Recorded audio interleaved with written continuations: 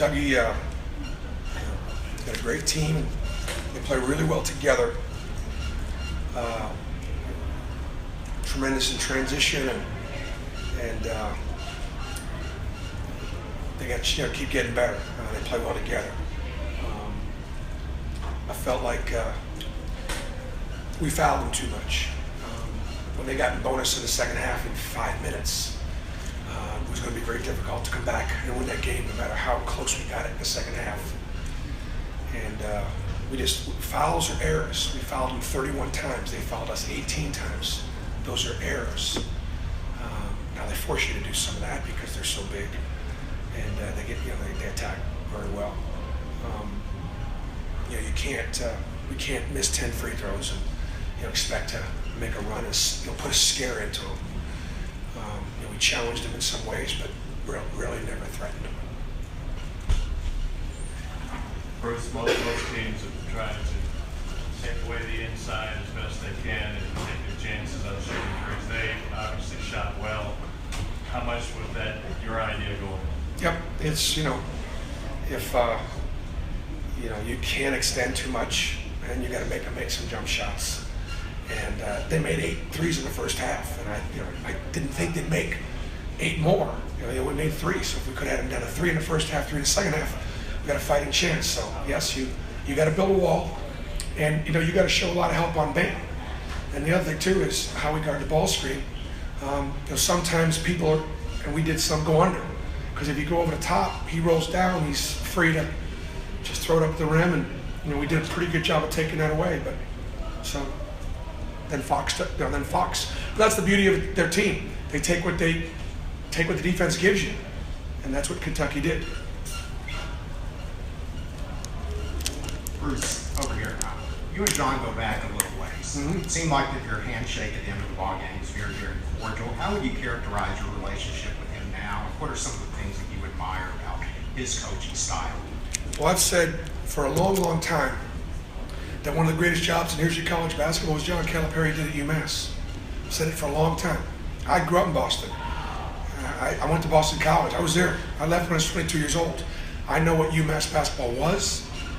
I know what he made it, and I know what it's been since he left.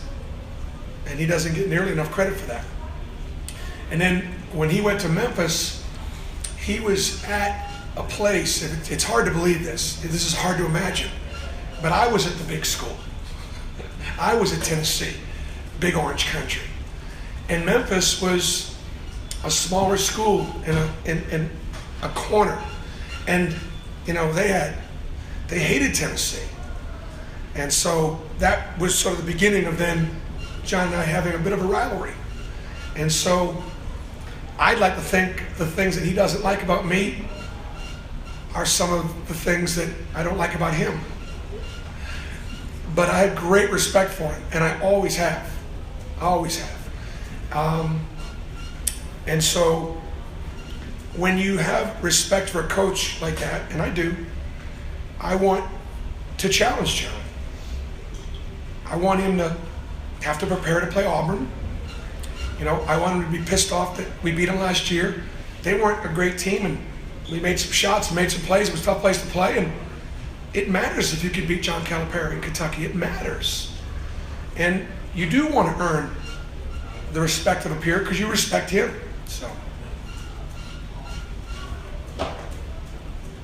Your kids, I'm sorry. You gotta take that one right there. Your kids got some good looks and got to the rim today. Did you think you'd be able to have that kind of success offensively? You've been good all year offensively, but in here. The only way we could score was to bring their bigs out away from the basket, set ball screens, and drive it downhill. Now, it wasn't very pretty. It doesn't require a lot of passing. It's just T.J. Dunnins or Jared Harper or guys, Mustafa Heron, driving downhill and scoring space. And whether it was, years ago when I coached against Ohio State and Greg Oden, or, when I've coached against Kentucky's bigs, we've always done. Doesn't take a rocket scientist to figure out the farther I get Bam away from the basket, the better fighting chance we have. But he beat down a lot of balls, and they're going to see that all year long. They're going to see that all year long because they're so good, defensively. So yeah, we thought we could turn the corner. What was going to happen when we finished? We made some tough twos. They blocked some shots. I would have liked to have seen us drive to our dish a little bit more. We made 9 threes, and we probably needed to make about 13 or 14. And I didn't think our guys, once they got downhill, kicked it out enough to complement getting to the rim. But I thought we could get to the rim. Bruce, along those lines, TJ said that he went downhill a lot. He thought he had a mismatch with their 4 men. That's also been a thing that we've heard a lot about. How much were you guys looking to go at that position? Well, we were going to go at it wasn't so much going at their 4-man. It's just that Tuggins is a tough cover. We got him in some foul trouble. As soon as Fox picked up his 4th foul, we got it to Mustafa and ISO and just drive downhill, make him put his hands on you. But I don't know that it was the 4 spot. We weren't trying to attack the 4. We were just trying to get their bigs out away from the basket and attack going downhill. Coach, you have Mustafa Herod, 5-star recruit from Connecticut. You get Austin Wiley, another 5-star recruit to stay in state, and a non-traditional basketball power. What are you telling these guys to make them stay? The future looks awfully bright. Thank you. Just to stay together and understand that we're trying to represent. I got a text from Charles Barkley earlier, and he just wanted to see the kids compete. I'll talk to him later, and I'm sure he's going to say, we competed, and we challenged. We didn't threaten Kentucky, but we certainly challenged them, and that's what you want.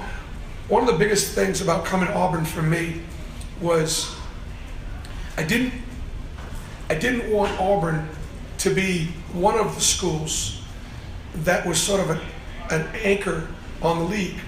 And Auburn basketball at times has been one of the teams that brought the league down.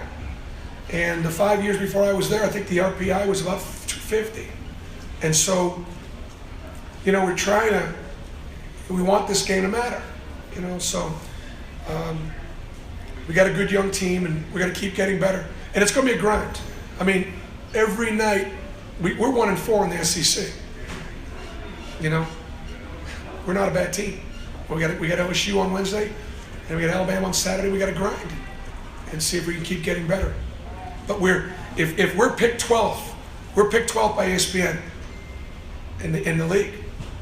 That's not a bad 12th place team in the SEC. I know they kick the SEC like crazy. It's not a bad 12th place team.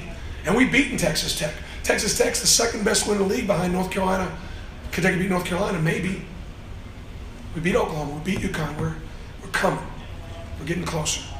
We'll take one last question for Coach Pearl. Bruce, along those lines, how do you think your freshmen held up in this environment at this stage? I thought they did good, but keep in mind, Austin's played against Bam and vice versa. I thought Austin did a really good job walling them off. We don't get the ball into Austin enough, and we will. I thought defensively he was able to guard Bam down there one-on-one. I thought they all did fine.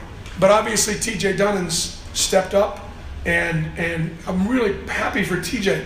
On a big stage, a lot of NBA scouts, they saw his ability to create and finish, and they're going to look. I think they got a chance. They should look at TJ Dunnins and see what a tough breakdown, what a tough matchup he is. But you have to do that in Rupp against Kentucky to get some notice.